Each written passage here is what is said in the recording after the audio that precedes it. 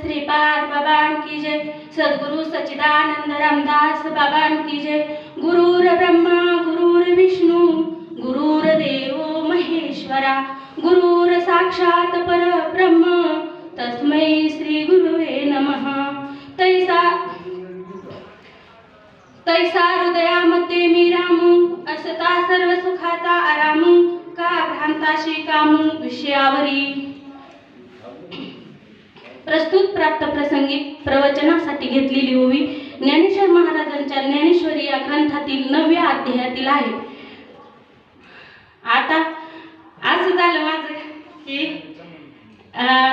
म्हणजे की आता महात्म्यांची प्रवचनं चालू झाली होती आणि मला वाटलं आता चान्स गेलेला आहे आपला, त्यामुळे मी बिनधास्त होते, त्यामुळे जरा थोडीशी गडबड झाली आणि सोनवणे बाबांनी माझ्यावर कृपा करा आणि माझ्याकडून बोलू।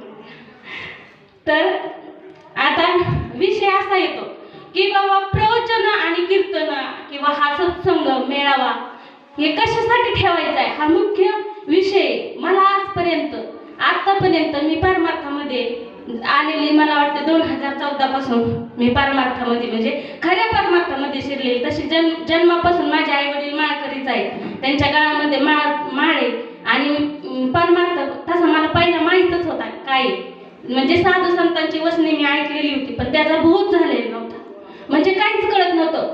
दुसरी तिसरी चौथी पाचवी सहावी म्हणजे जोपर्यंत 10वी पर्यंत जोपर्यंत मी 10वी पर्यंत शाळा शिकले आणि नंतर लग्न झालं। हा मुख्य विषय सांगते मी तुम्हाला की ज्यावेळेस आम्ही लहान होतो त्यावेळेस आमच्या तिथं सप्ते व्हायचे आणि त्या सप्त्यांमध्ये कीर्तन व्हायचे। संध्याकाळी आम्ही म्हणजे आनंदाने उड्या मारत आई वडिलांबरोबर कीर्तनाला जायचो। हा विषय आणि हा विषय महत्त्वाचा विषय असं झालंच पाहिजे। प्रत्येक आई वडिलाच्या मुलांच्या बरोबर जर मुलं आलेली असली ना तर त्यांना पुढे त्याचा लाभ होतो, कारण त्याचा मला अनुभव आलाय। लहानपणी मी कीर्तन ऐकत होती ना तर ते काहीतरी पुण्य माझ्याकडून काहीतरी घडलं श्रवणाचं आणि त्याचं फळ म्हणून मला सद्गुरू भेटले। कारण त्यावेळेस मी कीर्तन ऐकायची पण मी ध्यान देऊन ऐकायचे हे मला आठवतं, कारण ते सांगायचे पण मला ती काय असा प्रश्न पडायचा की बाबा हे साधू संत हे महाराज लोक इतकं कसं काय बोलतात, म्हणजे आपल्याला हे साधं भजन म्हणायचं म्हणलं तरी जड होतं। शिकवायला महाराज जरी आमच्या घरातच भजन शिकवणारे महाराज होते पण आम्हाला कधीच ते बांधताच आलं नाही। त्याचा मी विचार केला की हे कसं काय म्हणते बाबा असं येऊन इतकं कसं काय 7-7 दिवस कटाळत नाही हा विचार केला मी। तर त्याच्या मागे हे असं काय असतं हे मला माहित नाही असतं, पण हा विषय लांबतोय। पण आता असा विषय येतो की परमार्थ म्हणजे तुम्हाला आता कुठं ते लांबवायचं नाही, मला मुद्द्यावर यायचंय की मला काय म्हणायचे की हा कशामुळं हे जे परमार्थ करायचं जर माझी ओवी काय तैसा हृदयामध्ये मी रामू असता सर्व सुखात तैसा हृदयामध्ये मी रामू असता सर्व सुखाचा आराम का भ्रांताशी कामू विषयावरी।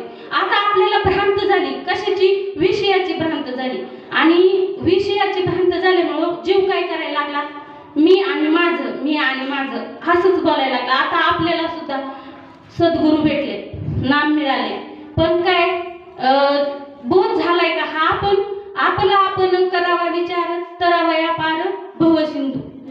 मग आपण आपला आधी विचार आपल्याला कळालंय का हा मुख्य हेतू काय आज प्रवचन मेळावा करण्याचा हेतू कोणासाठी केला हे मेळावा तयार कोणासाठी ज्यांना नाम नाही त्यांच्यासाठी का हा मेळावा। इथं मुख्य विषय काय ज्यांना नाम नाही त्यांच्यासाठी का ज्यांना नाम मिळाले त्यांच्यासाठी हा विषय महत्वाचा आहे। कारण प्रत्येकाने असं ठरवायचं की आपण मेळाव्याला आता बघा इथं जर असं सांगितलं असतं ह्या मेळाव्यामध्ये जर असं सांगितलं असतं वांगदरीच्या मेळाव्यामध्ये इथं साधक कमी आहेत परंतु आजूबाजूला काही थोडी गाव आहेत का साधक असणारे पूर्ण श्रीगोंदा तालुका मडकेदारांच्या साधकांचा आहे। परंतु असं जर सांगितलं असतं की वांगदरीच्या मेळाव्यामध्ये एक तोळा सोनं प्रत्येकाला वाटलं जाणार आहे तो नामधारी असू अगर नसो तर किती गर्दी झाली असती हा विषय किती गर्दी झाली असती तर जागाच नसती पुरली। आज आमच्या गावामध्ये सप्ताह चालू आहे काष्टीमध्ये तिथं जेवणाचा कार्यक्रम आहे 7 दिवस इतकी तुफान गर्दी अख्खं गाव जेवायला येते आणि इथं काय चालू आहे इथं सगळ्यात महत्त्वाचा विषय बोधाचा विषय सांगितला जातोय।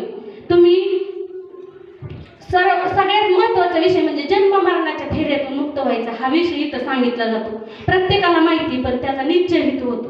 म्हणून हा कार्यक्रम आपण आयोजित करतो. कशासाठी करतो? इथं काय पैसे लय झाले का लोकांना?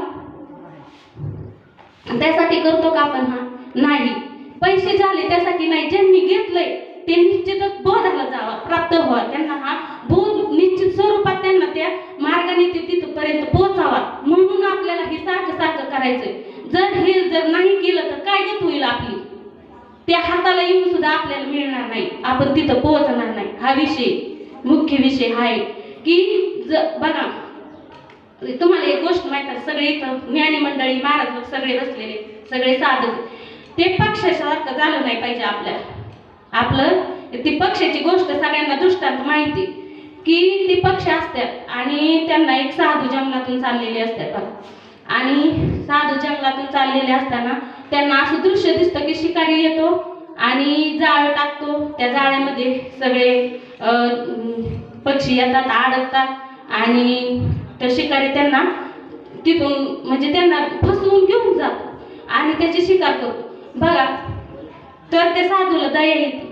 जे साधू असतात, महात्मे असतात, त्यांना गुंतलेला जीव असतो प्रपंचामध्ये, मायामध्ये, त्यांची कीव येते. आणि ज्यांना दया येते ना ह्या साधू संतांना, त्यांना संत म्हणले जाते. ते आपल्याला असं हसता बोलता करुणी सायास शिकवतात. म्हणजे हित उपदेश करून काय, हित उपदेश करुणी सायास शिकवतात.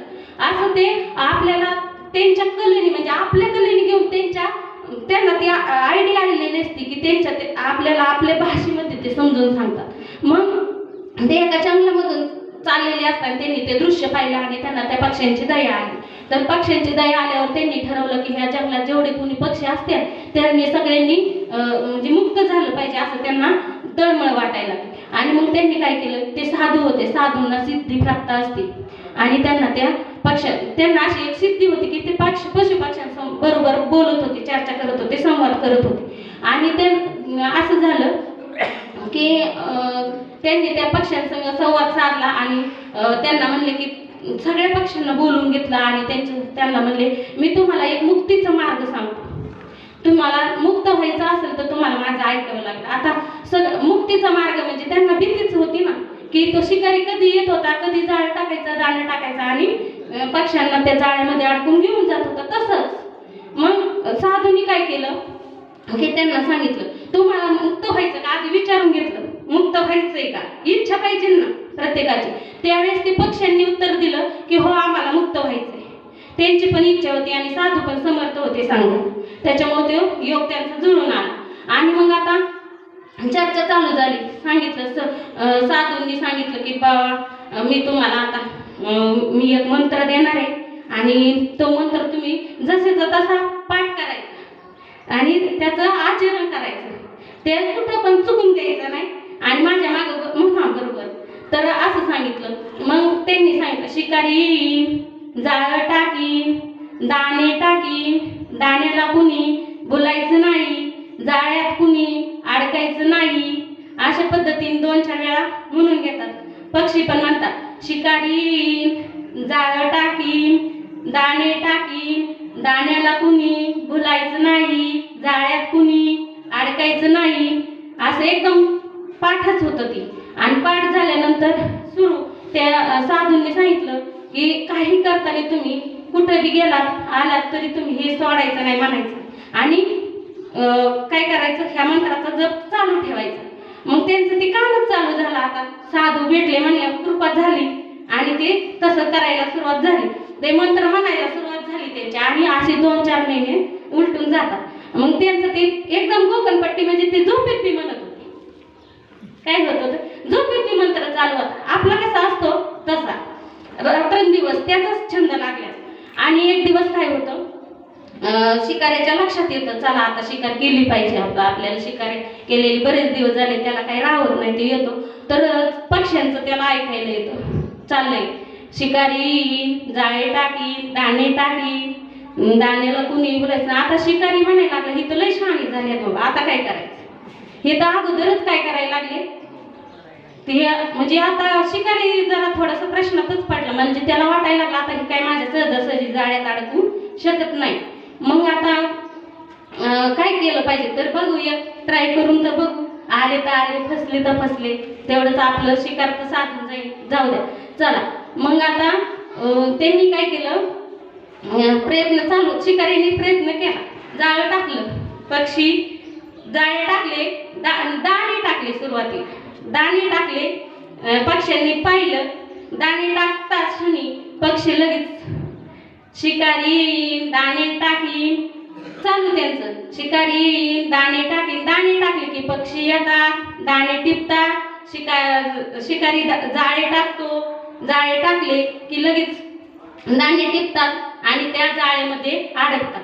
मग अशा पद्धतीने त्यांनी काय केलं की हे जाळ्यात ते अडकतात आणि त्याची शिकार बी होती. तसं आता सिद्धांत असा आहे की आपण काय करतो, प्रपंच करतो आणि परमार्थ पण करतो, पण परमार्थामध्ये अशा पक्ष्यांसारखं नाही केलं पाहिजे. सावध राहून बघा, सिद्धांत थोडासा राहिला की साधकाने कसं असलं पाहिजे, साधकाने साधन करताना सावध असलं पाहिजे. पक्षासारखं आपण जर नुसतं गोंगलपट्टी केली आणि दुसऱ्याला दाखवायचं म्हणून जर केलं तर आपली त्या पक्ष्यांसारखी एक दिवस यमाच्या तावडीत आपण सापडणार आहे आणि आपल्याला परत फिरून जन्माला यायला लागणार आहे. कुंडली गवरधारी विठ्ठल श्री